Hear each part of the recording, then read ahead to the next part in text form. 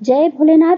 आज का ये विशेष वीडियो मैंने सोमवारी अमावस्या यानी सोमवार और अमावस्या के शुभ संयोग पर बनाया है, जो पितृ शांति और शिव भक्ति दोनों के लिए अत्यंत पुण्यदायी होता है।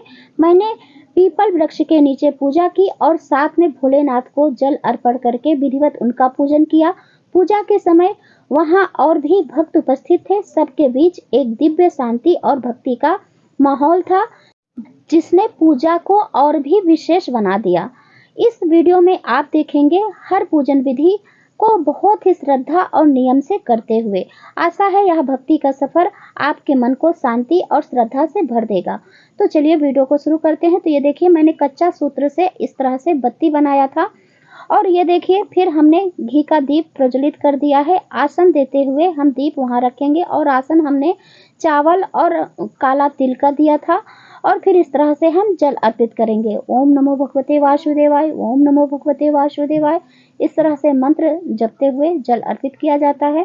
फिर हम फूलों की माला पहना देंगे पीपल देवता को और फिर हम पुष्प अर्पित कर देंगे। फिर इसके बाद जो भी भोग प्रसाद हो अर्पित कीजिए। मैंने यहाँ गुड़ अर्पित किया था, जो मेरे पास था मैंने अर्पित कर दिया है। आप यहाँ मिठाई फल भी अर्पित कर सकते हैं। फिर इसके बाद काला तिल भी हमने अर्पित किया है, क्योंकि सोमवारी अमावस्या है। और ये देखिए हमने फिर श्रृंगार का सामान भी अर्पित किया है। तो 5 श्रृंगार का सामान हमने अर्पित कर दिया है। चूड़ी, बिंदी और मेहंदी, सिंदूर इत्यादि मिलाकर आप 1 या 2 जरूर अर्पित करें।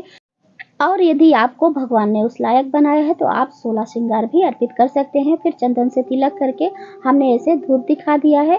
बाद हम परिक्रमा करेंगे। तो इस तरह से हमने कच्चा सूत्र लिया है और ये देखिए धागा में हम ऐसे फंसा देंगे या फिर टहनी में आप इस तरह से फंसा कर फिर इसके बाद आप फेरी कीजिए। यदि कच्चा सूत्र है तो आप इस तरह से फेरी यानी परिक्रमा कर सकते हैं। यदि नहीं है तो आप हाथ जोड़कर ओम नमो भगवते वासुदेवाय इस तरह से बोलते हुए भी परिक्रमा कर सकते हैं। परिक्रमा आप 5, 7, 11, 9 या फिर आप 21, 51 या फिर 108 बार भी कर सकते हैं। सबसे उत्तम माना जाता है 108 बार। तो आपके पास जितनी सामर्थ्य हो, जितना आप चल सकते हैं, जितना आपका मन हो, आप उस प्रकार से परिक्रमा कर लीजिए। तो ये देखिए मेरी परिक्रमा संपूर्ण हो चुकी है और जो भी आपका यह कच्चा सूत्र बचे ना उसमें लपेट दीजिए और उसे तोड़ा नहीं जाता। फिर इसके बाद मैं इस तरह से आरती कर लूँगी और आरती करने के बाद दक्षिणा जरूर समर्पित कीजिए, जो भी यथासंभव हो। और ये देखिए मेरी पूजा संपूर्ण हो गई। मैंने क्षमा प्रार्थना कर लिया है, दक्षिणा समर्पित कर दिया है और अब इसके बाद मैं भगवान भोलेनाथ की मंदिर में जाकर पूजा करूंगी, क्योंकि यहाँ पास में ही है। तो अब ये देखिए मैं भोलेनाथ के मंदिर में आ चुकी हूँ और जल अर्पित करके भोलेनाथ की पूजा कर रही हूँ। तो इस तरह से मैंने 1 लोटा पहले जल अर्पित किया है और माता गौरा को और कार्तिकेय, गणेश जी सभी वहाँ विराजमान होते हैं। तो हमने सभी को श्रद्धा पूर्वक जल अर्पित कर दिया है। फिर इसके बाद हमने पीले चंदन से भगवान को ऐसे चंदन लगाया है यानी त्रिपुंड बनाया है और फिर हम चारों तरफ ऐसे चंदन लगा दिए हैं। गणेश जी हैं और सर्प देवता हैं, सभी को ऐसे हम तिलक कर दिए हैं, क्योंकि शिवलिंग में शिव परिवार सभी विराजमान होते हैं। तो हमने इस तरह से सभी को तिलक कर दिया है। फिर इसके बाद हमने फूलों की माला पहना दी है और फिर हम ऐसे काला तिल अर्पित करेंगे, क्योंकि आज अमावस्या है, आपको पता है। तो इस तरह से भगवान भोलेनाथ को हमने काला तिल अर्पित कर दिया है। अब हम बेलपत्र अर्पित करेंगे।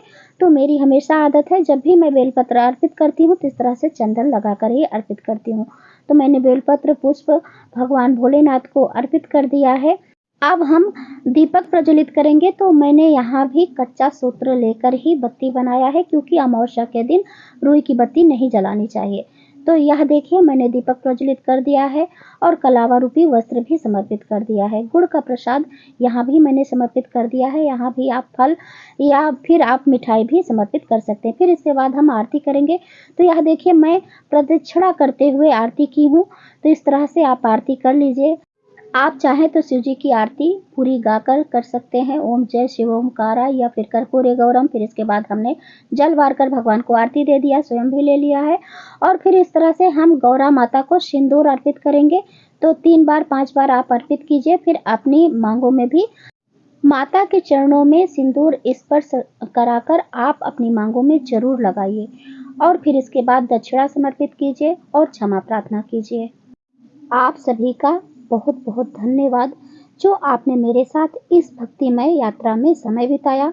सोमवारी अमावस्या के इस पुण्य तिथि पर की गई पूजा न सिर्फ शिव कृपा दिलाती है बल्कि पितरों का आशीर्वाद भी सहज रूप से प्राप्त होता है। तो सोमवारी अमावस्या है 26 मई को 2025 में, तो आप इस दिन भक्ति से पूजा कीजिए।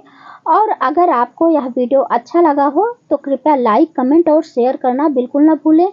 और ऐसे ही भक्तिपूर्ण वीडियो देखने के लिए राधे श्याम सिंपी तिवारी चैनल को भी सब्सक्राइब करना ना भूलें। फिर मिलेंगे अगली पूजा और व्रत विधि के साथ। तब तक के लिए हर हर महादेव, जय भोलेनाथ, राधे राधे, जय श्री हरि।